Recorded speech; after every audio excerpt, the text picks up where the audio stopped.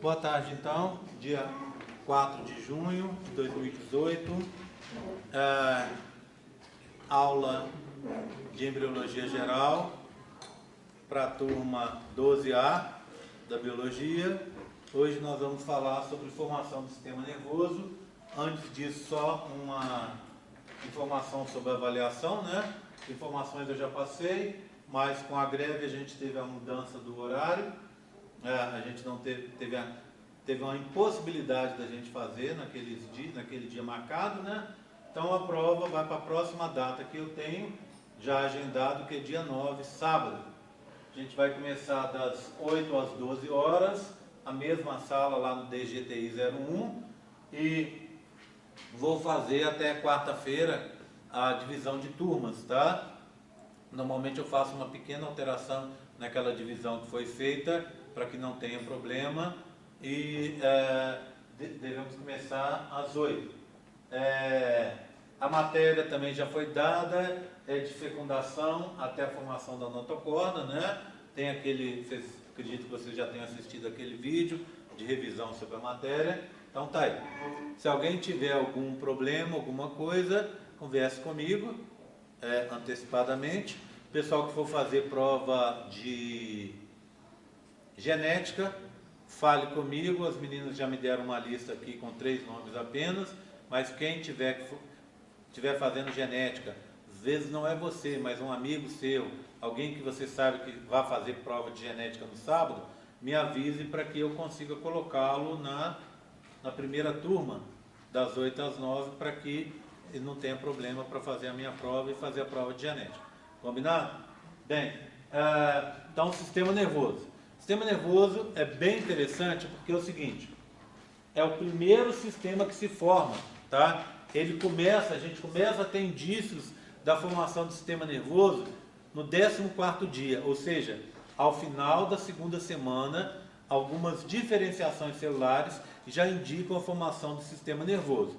Estruturalmente, ele vai ser muito bem visto a partir de uns 3, 4 dias depois. Então, com 17, 18 dias, você já vai conseguir ver estruturas que vão fazer parte do sistema nervoso, tá? Apesar dele ser o primeiro sistema a se formar, ele é o último a terminar a sua formação.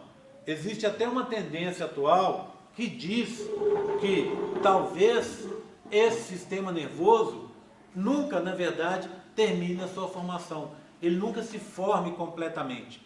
Ele está sempre sendo alterado, sendo rearranjado, sendo melhorado ao longo da vida da gente, tá? Bem, o que a gente tinha até um tempo atrás? Que a formação do sistema nervoso terminava com a formação das sinapses. Essas sinapses, elas se formam, varia de um autor para outro, mas na maioria dos autores concorda que elas se formam ainda na infância, talvez até uns 7, 8 anos de idade, tá? Bem, e aí terminaria a formação do sistema nervoso. Mas uma visão mais moderna já diz outra coisa. E na verdade, o importante do sistema nervoso não é só o número de neurônios, não é só o número de sinapses, são as conexões entre as sinapses. Só para vocês terem uma ideia, número de neurônios. As meninas têm uma quantidade bem menor de neurônios do que os meninos. E isso, obviamente, não significa que as meninas sejam menos inteligentes que os meninos, né? São tão inteligentes quanto, ou talvez até mais, não é, meninos? Né? Então, o que acontece? Parece que o cérebro das meninas funciona diferente. Com menos neurônios, ele tem uma arquitetura diferente, e aí esse número menor de neurônios consegue ter a mesma eficiência que os neurônios nossos masculinos. Entenderam? Tá? Então, número de neurônios não faz tanta diferença. Tá? Agora, quando a gente forma esses neurônios, aquelas comunicações de um neurônio com a célula efetora, que a gente chama de sinapses, não é isso? Elas se formam até os 8 anos de idade. Mas a gente forma muito mais sinapses que a gente usa.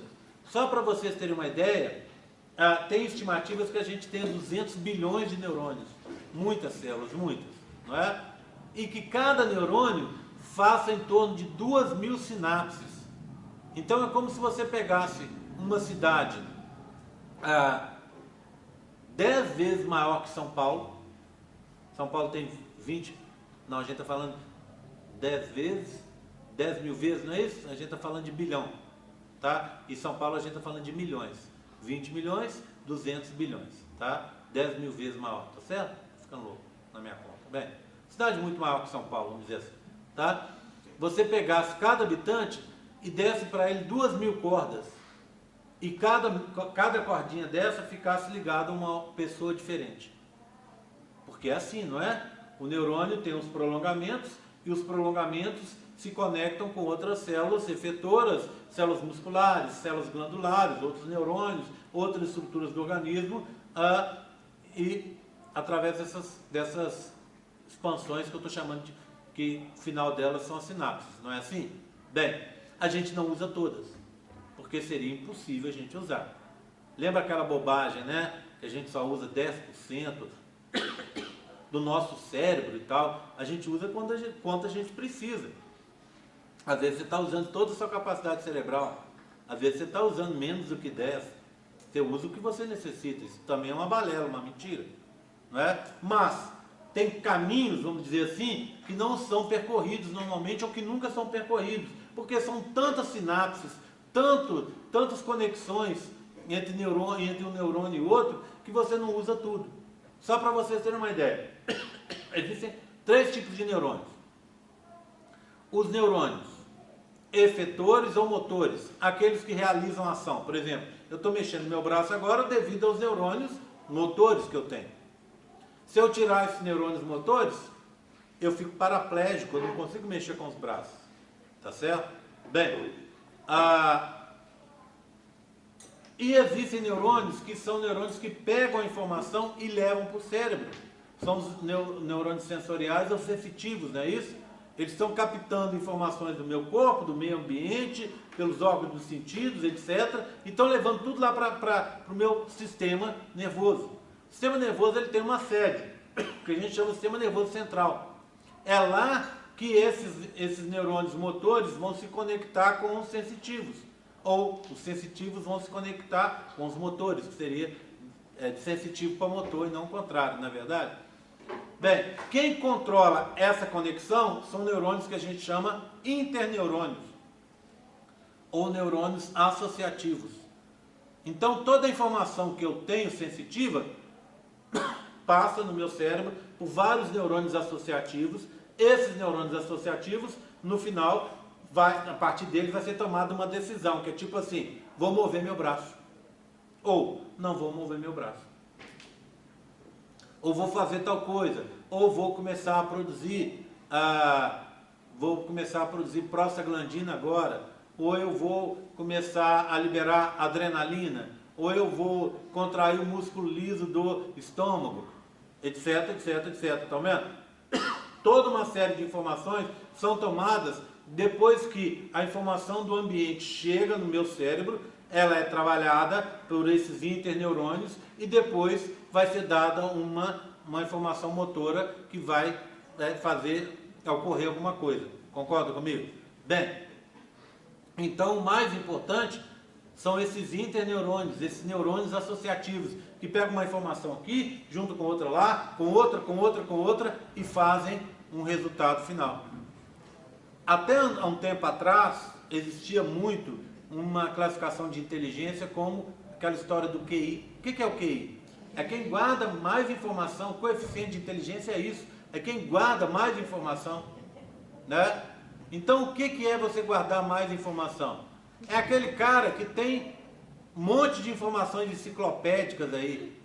Eu sei fatos da Revolução Francesa, eu sei fatos da história da Grécia, eu conheço os filósofos e a linha de pensamentos dele, eu me lembro como é que calcula a área de um paralelepípedo agora, eu lembro um monte de coisa, lembro de figuras de linguagem, de português, lembro um monte de coisa. Quer dizer, é um monte de informação que eu tenho. O que acontece? Isso antigamente me deixava mais inteligente, considerado mais inteligente, que uma pessoa que não soubesse esse tipo de informação. É o tal do QI. Só que depois eles descobriram, e isso é bacana, na verdade, não adianta você saber muito se você não sabe usar. O cara que sabe um monte de coisa e que não sabe usar, não funciona para nada, não é verdade? Então, essa história de QI modificou. O que é importante hoje em dia é como você usa as informações que você tem. Às vezes você tem menos informação que o fulano, mas se você usa melhor, você é mais inteligente do que ele. Claro que se eu tenho um nível de utilização aqui, que eu costumo usar, que eu aprendi a usar, que eu sei usar, e eu aprendo mais coisas, eu vou ter mais fontes para tirar essas informações. Por exemplo, vamos supor, contrair meu braço aqui, contrair meu bíceps, tá? O que acontece? Na hora que eu vou contrair, eu lembro, olha, poxa, semana passada eu fiz academia e machuquei o bíceps. Então, se eu for usar o bíceps para contrair, para mostrar para os alunos, eu posso estar sentindo dor. Uma informação. Outra informação. Eu estou fazendo aqui e o meu bíceps direito é maior que o esquerdo. Então, eu devo contrair o direito para aparecer mais. Pronto. Tá? Esse tipo de coisa alguém pode achar que é uma atitude meio babaca minha. Ficar mostrando músculo e tal. Então, não devo fazer. Eu sei que quando eu faço esse tipo de coisa, pode estar acontecendo isso. Quer dizer, tá vendo? Eu junto informações que eu tenho, informações de coisas que eu aprendi, de coisas que aconteceram, lembranças, de sentimentos, etc, tudo num caldeirão e tomo uma decisão. Ou vou contrair o bíceps mesmo. Pronto. Tá? Entenderam? Então, isso funciona para tudo que a gente faz. Esse tipo de coisa, essa tomada de decisão, depende de quanto a gente sabe sobre um assunto. E quanto mais a gente souber, mais embasada, melhor vai ser a decisão que a gente tomar. Entenderam? Então, saber mais torna a gente capaz de tomar decisões mais apropriadas, mais corretas. E maravilha a gente tomar decisões certas pela vida fora, não é isso? Não está quebrando tanta cabeça, né? Eu quero fazer biologia por causa disso, eu conheço o mercado de trabalho, eu tenho um tio que fez, conversei com ele, eu não sei o que, isso e aquilo, eu li a respeito, eu estudei isso aqui, tal, o curso tem matérias que eu gosto, etc, o futuro profissional é assim, assado, vou tomar minha decisão. Ou não. Entrei para biologia, sei lá o que eu estou fazendo aqui. Tá vendo? Essa pessoa vai sofrer muito mais. Não é verdade? Tá? Então, o que acontece? Esse tipo de informação hoje, isso que a gente tem hoje como inteligência. E isso é bacana porque tem coisas que a gente sabe que funcionam. E que funcionam a vida inteira da gente. Por exemplo, aprender. Vocês estão aqui para isso, não é? Vocês estão aqui atrás de aprender. Mas já se questionaram como é que funciona o aprender? Como é que você aprende as coisas? Aprender, a gente aprende a vida inteira da gente. E quanto mais curioso, mais a gente aprende.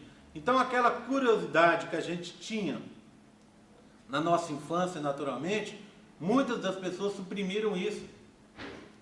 E a pessoa vai suprimindo essa curiosidade e acaba virando um quiabo. Já viram? Tá ali. O professor está falando, até a babinha desce, né? Tá acontecendo aí uma greve de ônibus, não sei o que, negócio aí, uma greve de caminhoneiros, como aconteceu, etc. A pessoa, tanto faz para ela. Vai ter uma eleição para presidente da República, para ela, tanto faz. Né? E tudo assim, quer dizer, essa pessoa, ela matou o que mais importante ela tinha na vida dela, que torna a gente verdadeiramente humanos, que é a curiosidade. Concorda comigo? E ser curioso no bom sentido, claro, né, que eu estou falando, é extremamente importante, porque é uma forma da gente estar exercitando a inteligência. Eu falo um monte de coisas aqui, e olha que tristeza, imagina eu vir aqui falar um monte de coisa, que nem vai ter na aula da semana que vem sobre a contracepção, você não tem nada para perguntar. Nada. Eu uso pílula. Você não tem interesse de saber sobre as pílulas? Menino, você usa camisinha, você não tem interesse de saber sobre camisinha? Você não tem, menina, interesse em saber sobre métodos alternativos? Não, nada disso me interessa. Eu falei, pô, então que criatura é você? Né? Nada te interessa? Que coisa ruim, hein? Coisa péssima. Tá certo? Então, assim, esse tipo de coisa, essa curiosidade e essa busca pelo novo é uma coisa que move a humanidade, move a gente também. A gente faz parte dela, não é verdade? Mas como você aprende? Você aprende com qualquer coisa nova. Por exemplo, hoje se sabe que você se torna mais inteligente lendo uma revista em quadrinho. Você se torna mais inteligente aprendendo a dançar. Você se torna mais inteligente jogando videogame. Você se torna mais inteligente estudando, óbvio. Você se torna mais inteligente aprendendo a jogar xadrez, a tocar um instrumento musical, ou aprendendo um esporte novo, seja o que for. Tá vendo? Tem coisas que às vezes a gente nem pensa. E a mãe da gente às vezes falava, né? Menino, você tá ficando burro, não larga de frente, não larga desse joguinho aí, né? Ah, não, a fulana só quer saber de dançar, ela não quer saber de aprender nada, etc, etc. Mal sabiam as nossas mães que quando a gente dança, a gente está fazendo uma atividade que invoca muita inteligência. Você tem que ser muito inteligente para saber dançar, não é não? Quem não sabe dançar aí, vai tentar dançar para você ver. É difícil? Por quê? Imagina, principalmente quando você está dançando com um companheiro, uma companheira, é super difícil. Você tem aquele movimento exato para fazer na hora exata, seguindo o que está acontecendo ali, né? Gente, vou pedir mais uma vez, encarecidamente. Preciso? Não, né? Não preciso. Precisa? Não. Né? Perder meu tempo com isso não, né? Tá?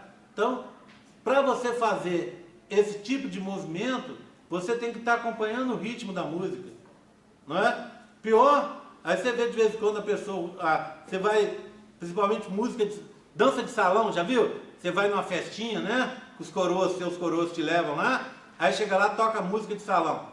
Aí você começa a reparar, né? Você senta e começa a reparar. Você consegue às vezes ver 4, 5, 6 casais, cada um num ritmo diferente. Você fala, mas como é que pode, né? Não tem, e se olhar os 4, 5 casais, não tem um no ritmo da música. Já viram isso, que piada? Estão todos dançando, todos fora do ritmo e todos se divertindo do mesmo jeito. Agora, se quiser dançar, entre aspas, profissionalmente, você tem que aprender. Concorda? Do mesmo jeito, esse menino não quer aprender nada, só quer ficar no videogame. Jogar videogame é muito difícil, não é verdade?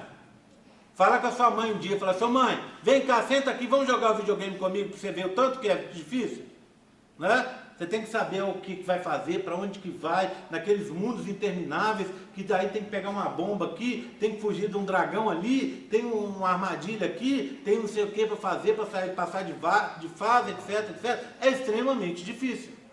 Então é uma forma de você estar exercitando a inteligência. O que você tem que fazer é exercitá-la da maior número de formas possíveis, para que você se torne cada vez melhor. E o mais bacana da inteligência, sabe o que é? Do conhecimento que gera a inteligência, é que você não perde. E ele é acumulativo e cada vez você ganha mais. Né? Ai, tem tanto tempo que eu não jogo esse videogame, né? Joguei esse videogame quando eu tinha 14 anos. Te garanto que se você pegar lá rapidinho, você está lembrando de tudo. É que nem andar de bicicleta, não é verdade? Então, assim, conhecimento é uma coisa que a gente tem que estar sempre procurando. Né? Eu vou formar em biologia. A pior coisa que pode acontecer, e não é, eu falo isso para a medicina, falo isso para a nutrição, mas serve para a gente também. A pior coisa que tem é um cara formado em biologia que não sabe, que não acompanhou as coisas. Eu estudei, e depois que você estudou?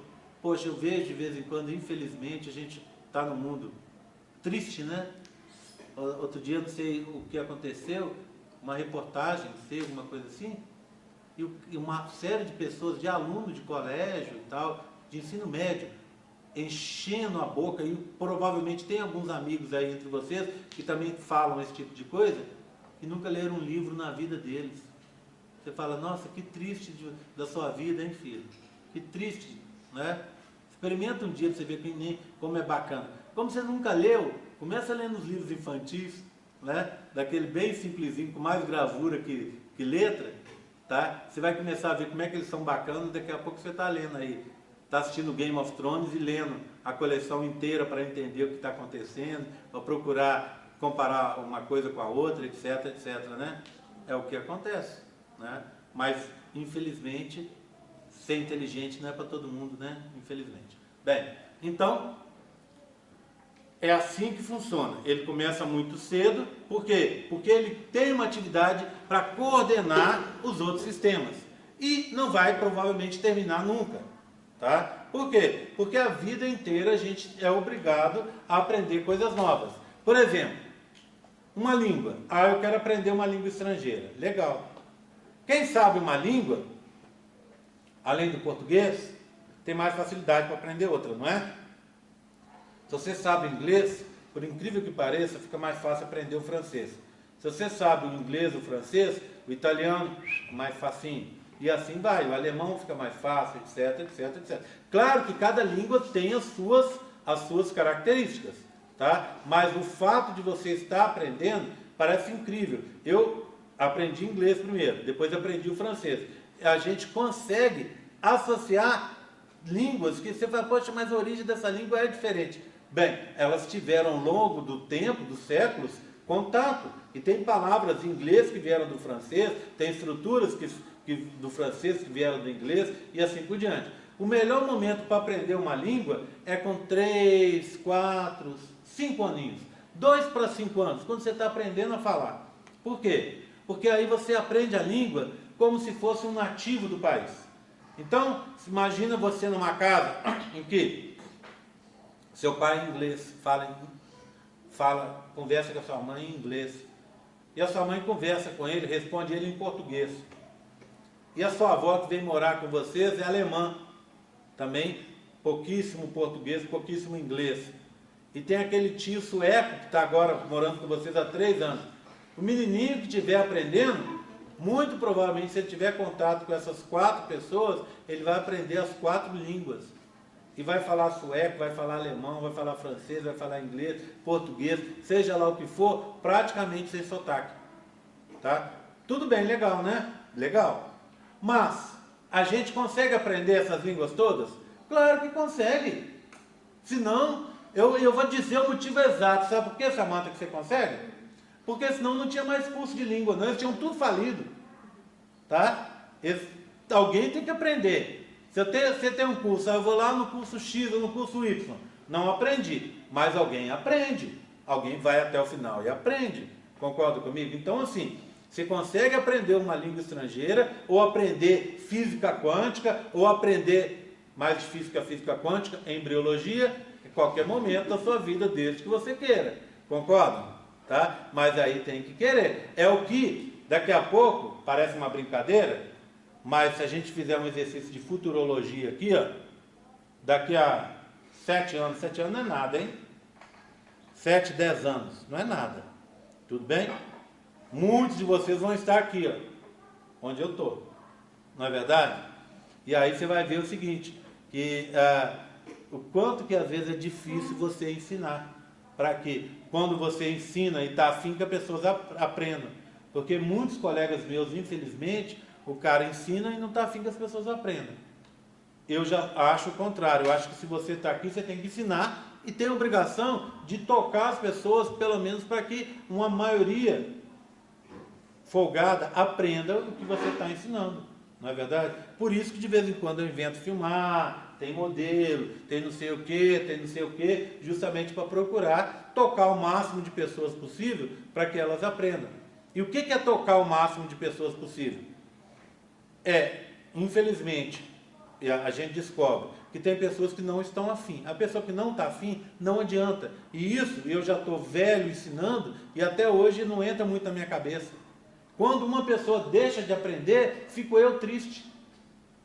Aí, já me falaram 500 vezes, mas não entra na minha cabeça. A pessoa fala, mas o aluno não está afim, o aluno está desinteressado, o aluno não quer, está pensando em outras coisas, está aqui por outros motivos, na universidade por outros motivos, etc, etc, etc. Mas isso, na minha cabeça, eu até concordo. O colega vira e fala, eu falo assim, não, tem razão. Mas depois fico lá, né, me remoendo. Será que eu não fiz suficiente? Então, assim, por quê? Porque eu acho que aprender e despertar a curiosidade para alguma coisa, para qualquer coisa, você tem que... Todo mundo tem essa capacidade. E o professor, o principal papel dele é esse. Se eu chegar aqui e não despertar a curiosidade de vocês, tem tanta outra coisa para fazer, não é? Muito melhor estar agora em casa assistindo... O que está passando agora? Video show? Sessão da tarde, sei lá, né? Do que estar aqui. É ou não é? Ah, fala sério. Está lá deitadinho agora ali no sofá, vendo video show, despreocupado da vida, que nem um quiabo mesmo, não é isso? Né? Às vezes é mais interessante que estar aqui. A gente está aqui. Então, assim, tem que ver o lado bonito das coisas. E é isso que a gente tem que ver. Não é? Então, assim, aprender é qualquer momento. Querer aprender depende das pessoas.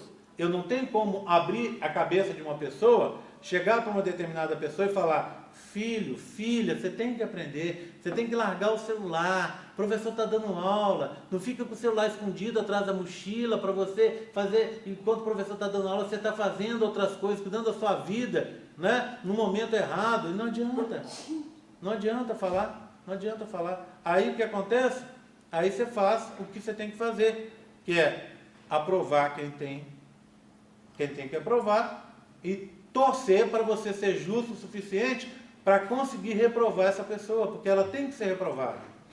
Quantas vezes for necessário, porque ela tem que aprender. Injusto seria, né? Vem a Natália, vem a Júlia, aprende e vem um fulano, uma fulana que não aprende e elas são aprovadas também. Alguma coisa está errada. Concorda comigo?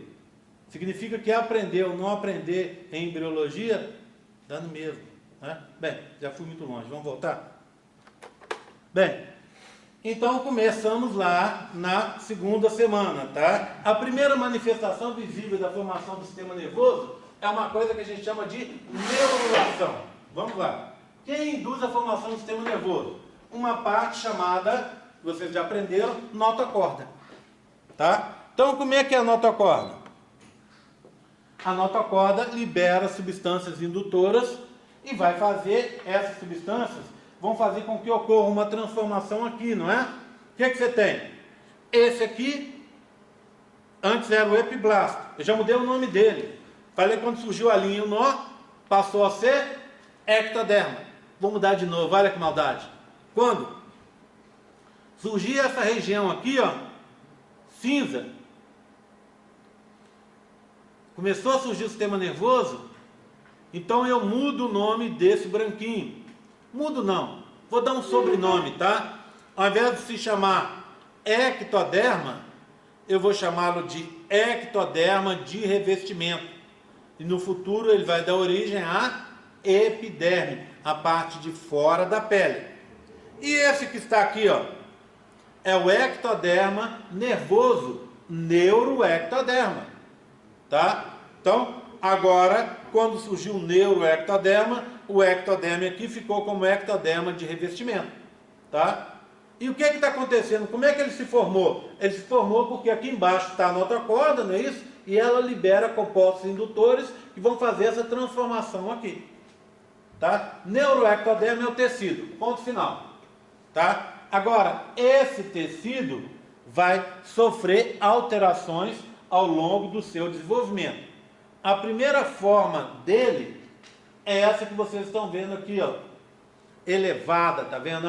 Se você olhar, ela é elevada, tá? Vamos ver aqui no corte, ó, dá ele aqui, ó, neuroectoderma, aqui ectoderma de revestimento. Olha lá, ó, um corte, cortou aqui, ó, olha lá, ó, tá vendo aqui como é elevado, ó? Então, neuroectoderma com células elevadas, a gente chama de placa neural. Placa neural. Então, a primeira forma que a gente observa esse tecido é na forma de células elevadas, chamadas de placa neural. Neuroectoderma na forma de placa neural. Bem, o tempo passa. Eu tenho para mostrar isso para vocês, um outro modelo. Olha aqui, ó. Olha que bonitinho.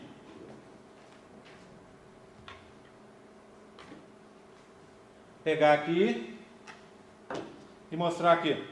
Pronto. Um corte. Tá vendo? Um corte do embrião. Endoderma, embrionário, hipoblasto, mesoderma, ectoderma. No meio a notocorda, tudo bem? Olha o que aconteceu agora.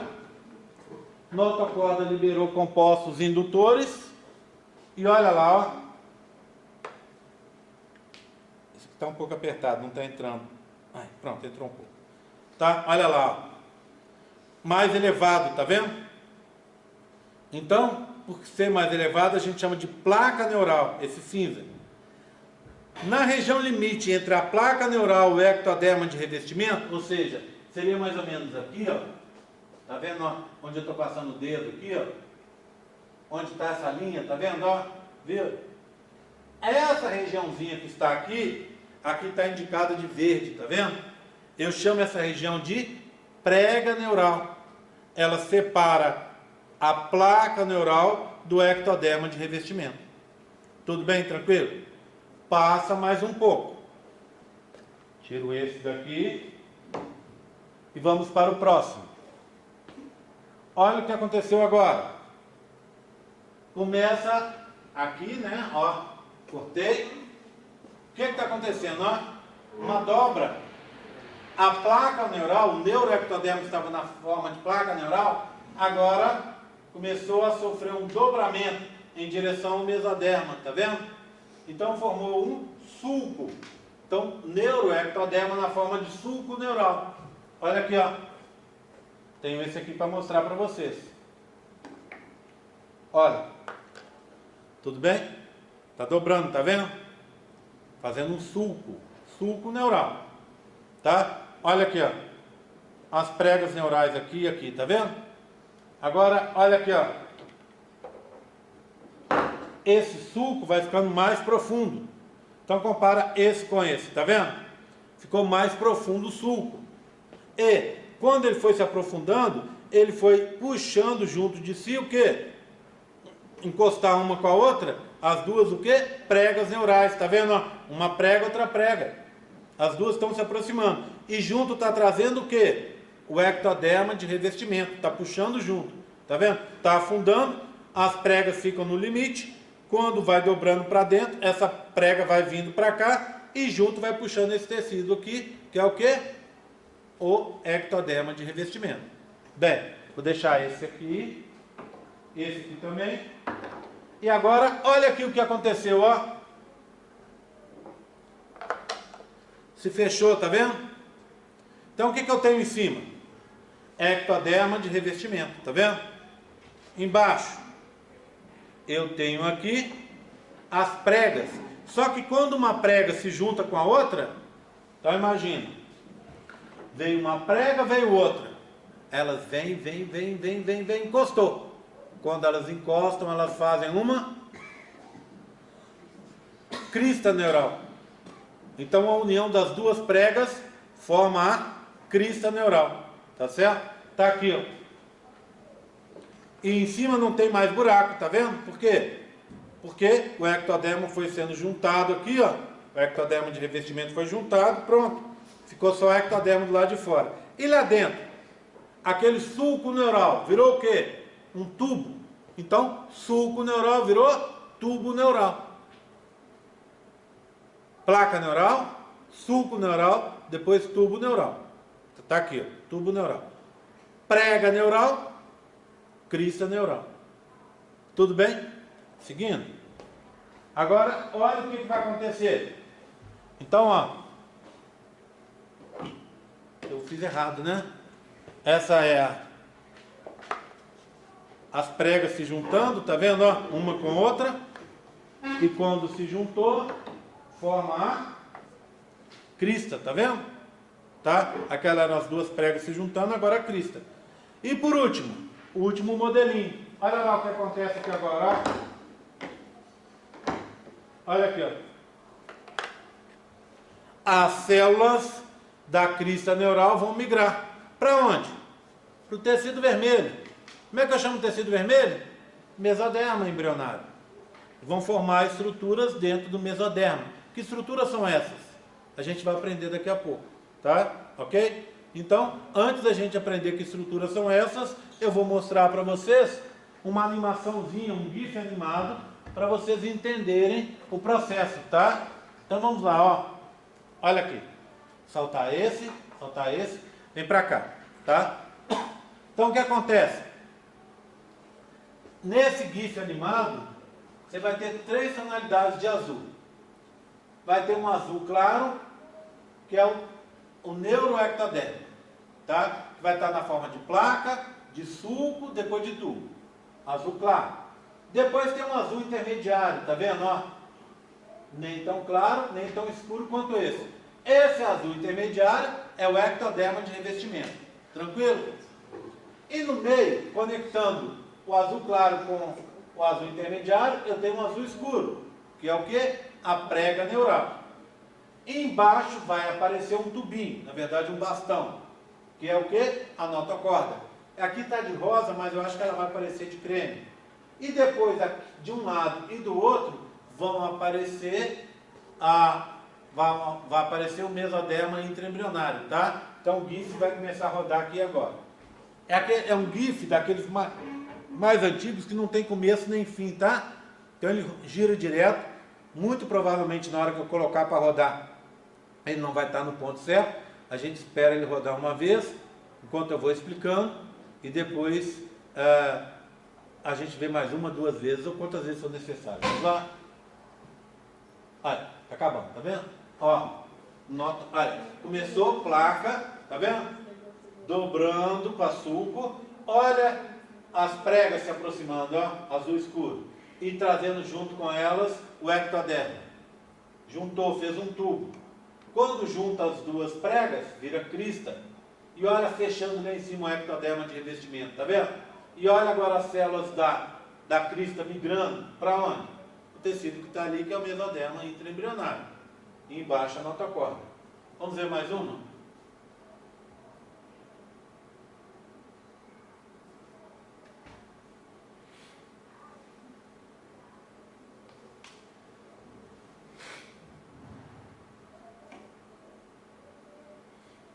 Placa, sulco cada vez mais fundo,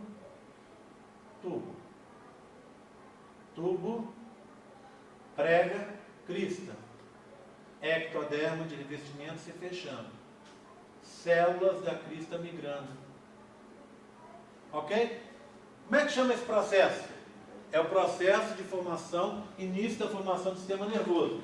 Eu chamo esse processo de neurulação. E ele acontece na primeira semana de formação do sistema nervoso. Tá? Tudo bem? Bem, vamos dar uma olhada nessa crista? Fala, Matheus. Antes de iniciar todo esse processo, a notocorda ainda não está ali? Tá, ela tá assim. Tá? Não, no GIF parece depois, né? Mas ela já estava ali. Ela formou um pouquinho antes, tá? 1, 2 dias antes, tá bom? Bem, vamos lá. Crista neural. Na maioria das vezes a gente ouve falar que a crista neural forma um sistema nervoso periférico. É verdade, tá? Então elas vão formar os gânglios espinhais, tá? Os neurônios sensitivos e autônomos. Tudo sistema nervoso periférico. Mas as cristas neurais também formam outras coisas. Por exemplo, as células de Chivan são aquelas células que formam bainha de mielina, sistema nervoso periférico. As meninges são 3, não é isso? Pia mater, dura mater e aracnoide. As duas, pia mater e aracnoide, a gente chama em conjunto de leptomeninges, meninges leves. Essas leptomeninges, pia mater e aracnoide, são formadas pelas células da crista neural. Meninges são aquelas membranas que envolvem o encéfalo, não é isso? Bem, forma também os melanócitos, células que produzem melanina, que dão cor à pele, cor aos olhos, cor aos cabelos, aos pelos do corpo, etc. Melanócitos, vem das células da crista neural. O conjuntivo, cartilagem, ossos do crânio. Você vai falar, opa, Jerry, mas você não falou que essas estruturas são formadas pelos somitômeros? É, com auxílio das células da crista neural. Tá? Bem, odontoblastos, células que vão dar origem aos dentes, são originários da crista neural. E por último, algumas das células da tireoide e das suprarrenais vão ser originadas a partir das células da crista neural. Tudo bem? Então, tá vendo? Crista neural não forma só o sistema nervoso periférico, forma um monte de outras estruturas importantes para o organismo, tá? Que são estruturas com funções e aspectos bem diferentes, mas que acabam tendo uma mesma origem embrionária, crista neural. São aquelas célulazinhas que vocês viram migrando na animação que a gente acabou de ver. Tudo bem por enquanto? Tá? Bem, então vamos passar para cá para a gente ver uma coisa. Quero voltar para ali. O que é que eu tenho? Então, acompanha. Olha aqui, ó. Esse primeiro estava com 18 dias, embrião humano, tá vendo? 18 dias, começou a surgir. Começou a ter o suco com 20 dias, aqui você já está vendo o suco, tá vendo? Aí você passa, começou a ter a formação do tubo. Esse tubo começa a se formar pelo centro do embrião, na região central do embrião, tá vendo? E vai ter uma abertura do tubo na região cefálica e uma abertura na região caudal. Essas aberturas, esses poros, poro no sistema nervoso, neuróporo.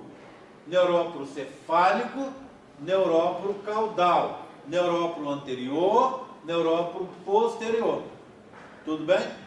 Esses neuróporos, então, aqui a gente está com 22 dias, eles estão bem visíveis, tá vendo? Tudo se fechou pelo meio e está aberto aqui nas duas extremidades, tá vendo? Olha o corte no meio, tá vendo o tubo fechadinho, com a crista neural em cima dele, a notocorda embaixo, tá vendo? Então, essas células estão já na forma de tubo, mas nas duas extremidades está aberto, neuróporo cefálico e caudal. O neuróporo caudal, o neuróporo cefálico se fecha com 25 dias. E o neuróporo caudal vai se fechar com 27, tá? Se eles não fecham, acabam dando defeitos de formação no bebê. Esse neuróporo cefálico, se não se fechar, dá anencefalia. O bebê nasce sem encéfalo, ou só com partes do encéfalo, né? Na verdade, não existe anencefalia verdadeira no ser humano. Todo bebê que nasce anencéfalo, ele tem porções do cérebro, porções do encéfalo.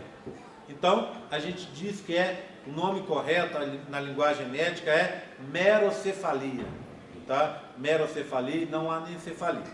Bem, apesar das pessoas conhecerem como anencéfalo, né? Bebê sem a formação do encéfalo.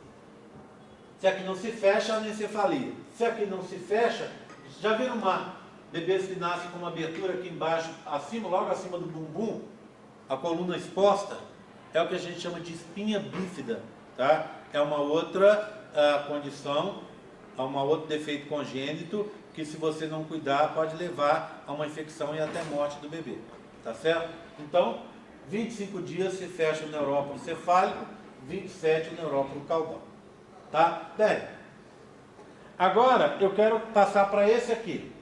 Repara numa coisa. Fala. Oi? Depende. Naturalmente ou quando a pessoa tem espinha bífida? Quando tem, o médico tem. Porque o que acontece? Varia, tá? Mas dependendo da espinha bífida, a medula pode ficar exposta. Isso é uma fonte de contaminação. Tá? Ou está envolta só por uma pelinha, que pode também contaminar. Então, o que o médico tem que fazer? Ele vai ter que fazer uma cirurgia, uma sutura ali, para ele fechar. Dependendo dos tecidos que faltarem, ele tem que colocar, às vezes, uma prótese, não é? Se faltar osso, por exemplo, não se formar as vértebras, ele tem que colocar, não se formar essa parte de cima da vértebra, ele tem que colocar uma prótese ali para proteger aquela região. E não pode ficar aberta de jeito nenhum, sob pena de ter uma ruptura ali, ou de ter uma infecção, tá? Ok, tudo bem? Era isso? Sim? Naturalmente, como é que fecha esses pontos? As células vão migrar, vão fechar ali, vão migrar, igual estava acontecendo ali nas outras partes, né? Ali vai dobrar, vai fazer o sulco, depois vai fechando até virar o tubo. Se foi fazendo isso, do meio para as extremidades, chegou ali na extremidade e ainda não fez. Alguns dias depois vai acontecer o mesmo processo na extremidade, mas por enquanto não aconteceu. Entendeu? Sim? Bem, Então, olha aqui, ó. Esse é o tubo, tá vendo? Na verdade, esse é o embrião do lado de fora. Olha lá, ó. Ele já teve o dobramento. Aqui você tem as projeções dos somídeos, igual nós aprendemos. Aqui você tem o neuróculo cefálico e aqui o caudal, tá vendo as duas aberturas? Esse embrião estaria envolto no âmino. A gente cortou o saco amniótico para poder vê-lo. E embaixo dele você teria o saco vitelino. O que acontece? Pega esse embrião agora e faz um corte nele, longitudinal, aqui no meio dele, olha. Olha lá. Isso aqui é a notocorda, tá vendo? Área cardiogênica aqui, ó. Esse é o intestino dele que está se formando, tá vendo? Está acontecendo o dobramento, lembra? Ele tem 25 dias, dobramento termina com 30, não é? Então está acontecendo, está terminando o dobramento, mas ainda não terminou, né? Quando você olha aqui dentro, ó, tem um tubo, tá vendo? O tubo neural, que vai ter uma abertura aqui e uma abertura aqui. Se você olhar, daqui, da onde eu estou mostrando, até mais ou menos aqui, ó, ele tem o mesmo diâmetro, tá vendo? Tá? Essa parte daqui, até mais ou menos aqui, ó, vai formar a medula espinhal. Tudo bem? Então, ó, medula espinhal vem daqui até aqui. Agora, repara nessa parte aqui, ó. Tá vendo como ela é maior? Tá? Nessa parte, o tubo teve uma ampliação. Então, eu tenho umas representações desse tubo. Então, imagina, começa com essa, ó. O neuróculo está aqui, a abertura, tá vendo? Ó? A abertura está aqui. Tá? Aqui, ó, é o tubo. Essa parte verde escura é a medula espinhal. Aqui ele é ampliado, tá vendo? Ó? Tá vendo? Aqui ele é ampliado, ó. Olha lá, ele é ampliado. Se eu abrir e olhar, ele é um tubo, tá vendo? Um tubo ampliado, tá? Essa região ampliada, daqui a pouco vai se dividir em 3, tá? Então a região cinza vai virar 3 pequenas regiões. Aqui, ó. Deixa eu passar para esse aqui. Então olha aqui, ó. Esse é esse aqui, ó. O neuróculo cefálico está aqui, tá vendo? Então está aqui, ó. O neuróculo, aí você vai ter, vem o tubo, ó, olha o tubo, vem seguindo, tá vendo? E vai seguir lá para trás, e lá no final você vai ter um neuróculo caudal. Pronto. Então aquela região cinza que vocês viram, agora ela está subdividida em 3 lugares, tá vendo? Em 3 regiões. Em 3 regiões que a gente chama de vesículas encefálicas. As 3 primeiras que surgem, a gente chama de vesículas encefálicas primárias. Essa está mais na frente. A frente, em biologia, a gente chama de pró, não é? Aconteceu primeiro, está à frente, pró, alguma coisa pró, não é? Essas regiões aqui, ó, se daqui para trás, o verde, vai formar a medula, daqui para frente vai formar o quê? O encéfalo, concorda? Então, isso aqui vai dar origem no futuro ao encéfalo. Pró-encéfalo. Você pode chamar de pró-encéfalo. Mas o que as pessoas acharam? Ah, pró-encéfalo, fica difícil de falar. Então, nós vamos colocar um S e fica o quê? Prosencéfalo. Prosencéfalo. Meio em biologia quer dizer meso. Mesoencéfalo, mesoencéfalo. Fica complicado? Tira o O e junta tudo. Mesencéfalo, tá? O encéfalo do meio. Esse aqui, ó, é um encéfalo mais gordinho, mais rombudo, tá? A gente chama isso aqui, então, encéfalo rombudo. Rombudo encéfalo. Rombencéfalo, tá? Rombencéfalo. Eu, toda vez que dava essa parte da aula e falava sobre o rombencéfalo, eu falava assim, eu estou enganando as pessoas, porque rombo não quer dizer isso, não quer dizer gordinho. Aí eu fui procurar, né? Lá na origem etimológica do termo.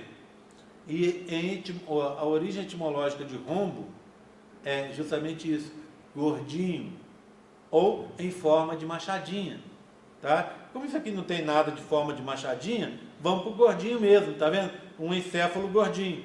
Então, o encéfalo, primeiro, prosencéfalo, mesoencéfalo, mesencéfalo, rombencéfalo, tá? Esses daqui são as vesículas encefálicas primárias. Continuamos num tubo, não é verdade? Ainda assim é um tubo, mas agora ele está dividido em 3 áreas. Tudo bem? O que acontece? Não é assim, Rafael? Toda vez que eu falo que alguma coisa é primária, é porque tem que ter no mínimo uma secundária, não é isso? Então vamos olhar o que acontece. Olha lá, ó. Passa o tempo. O que você observa? Que o prosencéfalo começa a se modificar, assim como o rombencéfalo. O mesencéfalo não. Ele vai continuar exatamente igual. Mesencéfalo vai ser sempre mesencéfalo, tá? Mas o prosencéfalo está se modificando e o rombencéfalo também. Continua sendo um tubo, tá? Subdividido em 3 regiões. Passa um tempo e olha o que aconteceu agora, igualzinho aquele de lá. Olha aqui, ó. Cadê? Aqui. Olha aqui, ó. O prosencéfalo virou 2. Telencéfalo e diencéfalo. O mesencéfalo continua. Esses 2 aqui, ó, que eram do rombencéfalo, são o metencéfalo e o mielencéfalo. E aqui está a medula. Tá vendo? Tudo bem? Então, ó, cuidado com esses nomes, tá? Mesoencéfalo, metencéfalo, mielencéfalo. São nomes com M meio parecidos, tá? Cuidado para não se confundir na hora da prova. Tá vendo aqui? Então, ó, o prosencéfalo virou 2, não é? Prosencéfalo virou telencéfalo e diencéfalo. Quem conhece um pouco sobre a anatomia do sistema nervoso vai se lembrar que telencéfalo e diencéfalo são partes do encéfalo mesmo, tá? Mesencéfalo é uma parte também do encéfalo. E metencéfalo e mielencéfalo não. Por quê? Porque esse metencéfalo e esse mielencéfalo vão virar outra coisa ainda mais para frente. Tudo bem? Tranquilo? Tá? Vou pegar esse daqui, vou deixar aqui. Olha o que vai acontecer com as orelhinhas do telencéfalo. Elas vão crescer e vão vir para trás, ó. Não parece umas orelhinhas do Mickey Mouse? Eu acho, ó. Aqui. Parece a carinha do Mickey com as orelhinhas do Mickey, tá vendo? Essas 2 partes vão crescer e vão vir para trás, olha aqui, ó. E vão daqui a pouco encobrir, englobar as outras, que vão continuar, mas vão continuar no meio entre as 2 orelhinhas, ou embaixo. Essas 2 orelhinhas vão formar os hemisférios cerebrais. Opa, então o que é o hemisfério cerebral? Se eu pegar um encéfalo e entregar para você, provavelmente você vai segurá-lo aqui por cima, naquelas 2 metades, onde estão os hemisférios cerebrais. Então, eu tenho isso para mostrar para vocês. Olha aqui, ó. Essa parte aqui, ó. Concorda? O que aconteceu? Vai crescer, essas orelhinhas vão crescer, o telencéfalo vai crescer e vira um hemisfério, e do outro lado, aqui de azul claro, do outro lado eu teria um outro hemisfério. Concorda comigo? No meio deles eu tenho o quê? Olha aqui, ó. O diencéfalo, aqui de azul mais escuro, tá vendo, ó? Diencéfalo, o mesencéfalo, tá? O metencéfalo, que está aqui, ó, vai dar origem a essa e essa parte, e o mielencéfalo, que vai dar origem a essa parte daqui. O que é isso aqui? Medula. Tá? Tudo bem? Bem, então vamos olhar. Eu tinha prosencéfalo, que virou telencéfalo. Telencéfalo vai dar origem ao córtex e ao cérebro, propriamente dito. Então, quando eu estou falando de encéfalo, cérebro e encéfalo não são sinônimos, presta atenção, tá? O cérebro é uma parte do encéfalo. O encéfalo tem outras coisas além do cérebro, tá? Então, olha lá, a parte de fora, aquela casquinha de substância cinzenta, eu chamo de córtex. E a parte de dentro, substância branca e também núcleos de substância cinzenta, eu chamo de cérebro, tá bom? E os 2 hemisférios, um de um lado, outro do outro, não é assim? Hemisfério direito e hemisfério esquerdo, tá? Bem, o que faz esse córtex e o cérebro? Eles fazem as funções nobres para a gente. O que é função nova? Memória, lembrança, afetividade, emotividade, raciocínio lógico, dedução, tudo isso a gente faz nessa parte. Concorda? É por isso que a gente tem essa parte tão desenvolvida. Se você pegar um roedor, por exemplo, ele não tem essa parte muito desenvolvida. Por quê? Porque roedor não precisa ficar pensando, né? E aí, e não sei o quê, lembrando. Ele tem coisas que ele precisa lembrar, mas é uma memória mais, vamos dizer assim, operativa, operacional, vamos dizer assim, né? Então, o que acontece? Essa parte dele não precisa se desenvolver tanto, ele não precisa de raciocínio dedutivo e coisas assim, não é? Então, ele vai ter uma evolução menor nessa parte. O que vai crescer no roedor é essa parte aqui de trás, ó, que é o pequeno cérebro, que a gente chama de cerebelo, tá? Então, vamos pegar o cerebelo? Olha, rombencéfalo gerou o metaencéfalo, que vai gerar o cerebelo e a ponte. Cerebelo aqui e a ponte aqui. O que faz o cerebelo? Cuida do equilíbrio e de movimentos complexos. Um exemplo de movimento complexo: andar. Você vai falar, mas eu não vejo complexidade nenhuma em andar. Não vê porque o seu cerebelo funciona muito bem. Se você tivesse mal de Parkinson, você ia ter uma dificuldade imensa de andar. Ou se você tivesse algum problema no cerebelo, você teria uma dificuldade muito grande. Então, quando a gente anda, é um processo complexo. Imagina, a gente manter a postura ereta, andar significa o quê? Você desequilibra, equilibra, desequilibra, equilibra, desequilibra, equilibra. Aí eu estou andando e ao mesmo tempo estou olhando no celular, digitando no celular, enquanto estou fazendo isso. Olha que complicação que é isso. Aquele movimento do carro, já viram? Acho que todo mundo aqui tem carteira, né? Então, como é que funciona? Quem vai tirar a carteira, o cara fala muito lá da autoescola, toda autoescola fala isso, do tal do automatismo. O que é automatismo? É você mexer no carro, muitas vezes, sem saber que você está mexendo. Era muito engraçado, porque eu sempre tive moto. Sempre quis ter uma moto. No primeiro momento que eu pude ter um dinheirinho, comprei uma moto para mim. E passei por várias e várias motos, nunca me interessando por carro, nunca.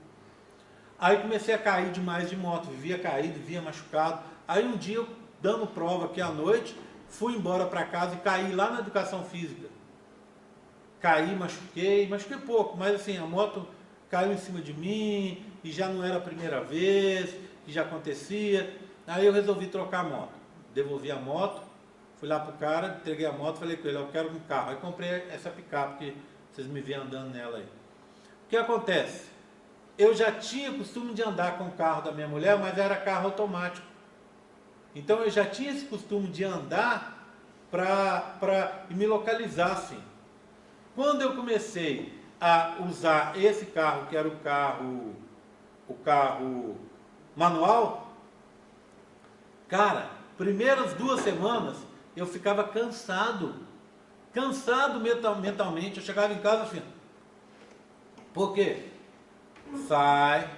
Primeira, saiu segunda, não sei o que, olha aqui, não sei o que, terceira e tal, retorna para a segunda, quebra-mola aí, volta para a segunda, vai de novo para a terceira, acelerador, embreagem, não sei o que, aquilo me cansava. Até o momento que eu cheguei no tal do automatismo. E é super engraçado.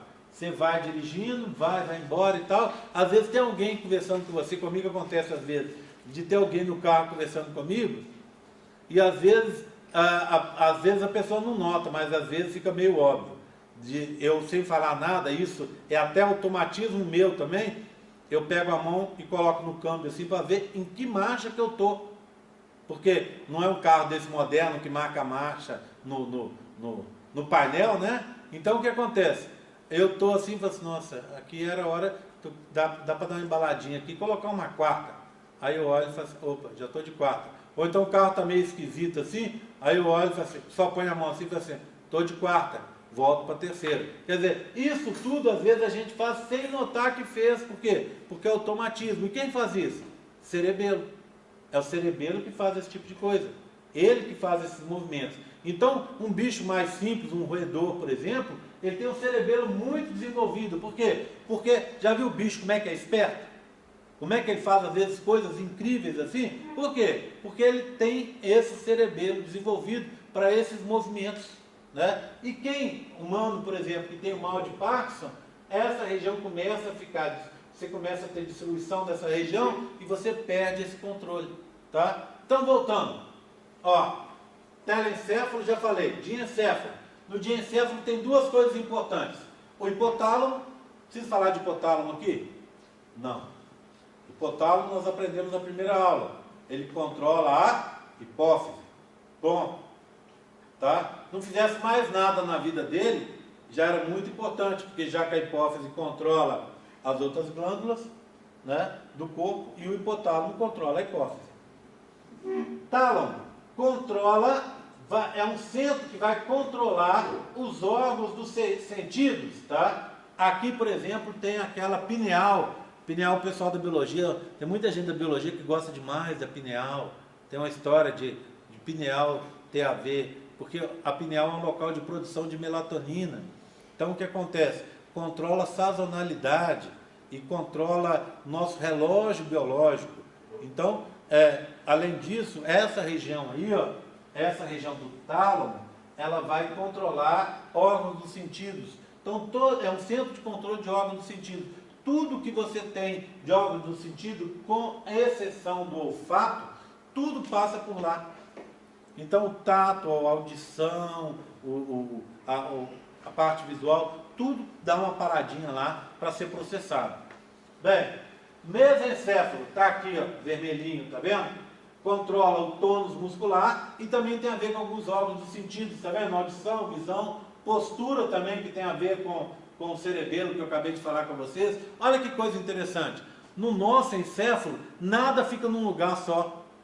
Você tem vários centros cuidando de várias coisas, às vezes de detalhes mínimos, que uma região cuida, outra parte vai cuidar daquilo ali, de mais um pouquinho daquele ato, daquele movimento que você vai fazer e tal. Então, você tem várias regiões coordenando, trabalhando de forma coordenada para que alguma coisa aconteça.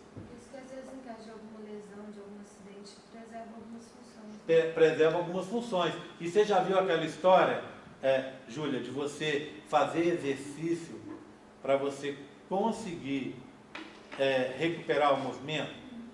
Por exemplo, teve uma época que tinha um narrador super famoso, ele era muito bom mesmo, narrador esportivo,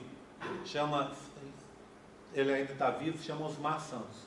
Osmar Santos é incrível, você pegar a narração dele, muito legal você ver um jogo, alguma competição esportiva sendo narrada pelo Osmar Santos.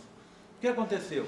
O Osmar Santos teve um acidente de carro e machucou a cabeça, e aí ele foi para a recuperação, ficou meses e meses fazendo terapia, fisioterapia. E a gente, quem gostava do Osmar, né, aí é muita gente, a gente ficou torcendo para que ele conseguisse recuperar. Ele recuperou bastante. Hoje ele anda, etc., mas ele tem dificuldade para coordenar um pouco os movimentos e, principalmente, a voz dele. Ele não consegue mais falar como ele falava. Então ele ainda consegue se comunicar, mas com muita dificuldade. Mas quando aconteceu o acidente, ele ficou em coma. Então assim, e ficou nos primeiros meses sem conseguir falar, sem conseguir se mexer, etc, etc. Então, o que acontece? Você pode, vamos dizer, lembra aquela história das sinapses entre um neurônio e outro, sinapses que você não usa? De repente você consegue, fazendo exercício, se esforçando em direcionar isso para outro canto, para que o movimento aconteça. Claro que dentro de certos limites, né? Mas a gente consegue melhorar bastante e até assim, em alguns casos até não ter nenhum problema. Tá? Bem, passando, cerebelos, movimentos, tá? Equilíbrio, postura. Olha só, o mesencéfalo continuou como mesencéfalo, o metaencéfalo virou cerebelo e ponte, tá? Ponte, postura, equilíbrio e tônus muscular. Tanto mesencéfalo como ponte, tônus muscular. O que é o tônus muscular? é aquela história do músculo estar se contraindo, não é isso? O nosso músculo esquelético está sempre se contraindo. Naturalmente ele se contrai. Por que ele se contrai? Alguém tem ideia? Para ele empurrar o sangue. Quando ele contrai, mesmo quando a gente está dormindo, ele está contraindo. Para quê? Para empurrar o sangue para frente. Por quê? O sangue venoso está passando nas veias. A veia não tem músculo, então ela é incapaz de levar o sangue para frente. Então, o sangue ficaria parado ali e não pode ficar parado. Então, o músculo se contrai e empurra o sangue para frente, tal do tônus muscular. Mielencéfalo. Mielencéfalo vai dar o que a gente chama medula oblongata, que muita gente conhece como bulbo. Bulbo é uma parte muito bacana, porque o bulbo controla a nossa acidez do sangue. Então, o sangue um pouco antes, parte do sangue, antes de chegar no coração, ele é direcionado para o bulbo, aqui na base, aqui, ó. E lá o que acontece? Você vai avaliar quanto de ácido tem no sangue. Opa, mas como ácido no sangue? Porque o CO2, quando está no sangue, ele vai se complexar com a água, virando ácido carbônico. Então, quanto mais CO2 você tiver, mais ácido vai ser seu sangue. E quando o sangue está com muito CO2, muito ácido, o que acontece? Você está com pouco oxigênio. E aí, o que acontece? O bulbo manda uma mensagem para o coração bate mais rápido, o sangue vai mais rápido para o pulmão, mais hematose, e você oxigena esse sangue. Tá? Então, esse é o papel do bulbo, que a gente chama de medula oblongata. Controla a contração dos vasos, o batimento cardíaco e a respiração. Já viram criança que faz tem algumas crianças que fazem isso, de fazer birra e segurar a respiração? O que acontece? Vai ficando azul, cianótica, não é que fala a palavra, e desmaia. Por quê? Normalmente funciona assim. Quando você está com problema de respiração, acontece às vezes, já viu quando você hiperventila? O que é hiperventilar? Fazer aquela respiração cachorrinho. Você está o quê? Não está tirando o CO2 todo para fora. Não está respirando profundamente, jogando para fora o CO2. Você está só jogando aqui e você descontrola o bulbo. Se você fizer isso um pouquinho e tentar levantar do banco onde você está, é capaz de você cair e desmaiar. Acontece da pessoa ficar tonto, né? E desmaia mesmo. Então, hiperventilar é assim. Aí você vai tentar, o seu bulbo vai tentar controlar. A criança que segura a respiração, o bulbo está mandando mensagem para ela respirar, para ela respirar, e ela está de birra segurando a respiração. O que acontece? Vai faltando oxigênio, vai ficando cianótica e desmaia. E aí desmaia. Por que desmaiou? Porque como última solução, o que o bulbo faz? Faz que nem a gente que não entende computador, quando o computador dá problema. O que você faz? Liga e desliga, né? Desliga e liga, ao contrário, né? Desliga e liga de volta. Então, o bulbo faz a mesma coisa. Desliga a criança, desmaiando ela, para que a respiração volte ao normal, e depois liga ela de volta. E aí o pai e a mãe que não conhecem disso, né? Fica desesperado. E a criança, quando descobre que pode fazer isso para conseguir tudo que ela quer, aí que ela vai fazer mesmo, né? Segura a respiração, o pai e a mãe, assim que ela segura e começa a ficar roxinha, aí a mãe já corre e já faz o que ela quer, né? Assim que ela começa a meio que desfalecer, o pai corre e faz o que ela quer, né? Então, por quê? Porque o bulbo desliga para procurar resolver o problema. É a mesma coisa que acontece às vezes com o mergulhador. Às vezes tem uma contaminação no tanque dele, que ao invés de ter oxigênio ou gás normal, tem excesso de gás carbônico. Então o que o cara está mergulhando? Está lá debaixo d'água, 30, 40, 50 metros de profundidade, respirando, e de repente o tanque dele está contaminado com CO2. Aí o que acontece? Ele começa a respirar mais e mais e mais CO2 e não observa isso, não observa que está esquisito. Ele vai ficando tonto e desmaia. Desmaiou debaixo d'água, morre afogado. Na verdade, então acontece, de vez em quando acontece esse tipo de coisa com quem está mergulhando, né? Por isso que quando você mergulha, a primeira coisa que você tem que saber é que nem o cara que salta de paraquedas, né?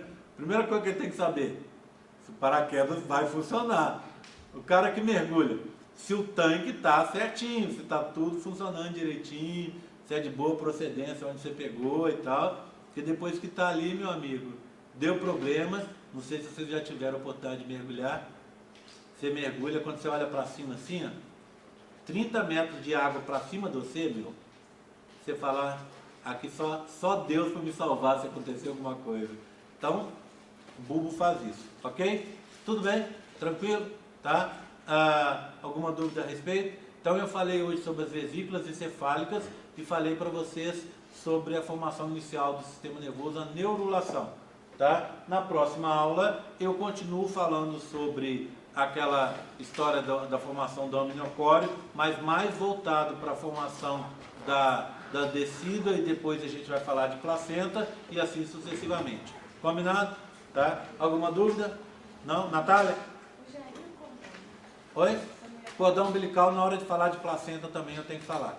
Então eu tenho que falar de cordão, tenho que falar de decídua, aí eu junto cordão, decídua e velocidades coriônicas, tudo um pacotinho só, e é placenta. Tá? Aí a gente fala de placenta, e quando eu falar de placenta eu falo sobre a circulação do sangue e de elementos, por exemplo, o oxigênio, da onde ele vai para onde ele vai, o CO2, da onde vai para onde vai, tá? Combinado? Matéria da próxima aula. Não se esqueça que na próxima aula temos também contracepção, tá? Ok? Chamadinha?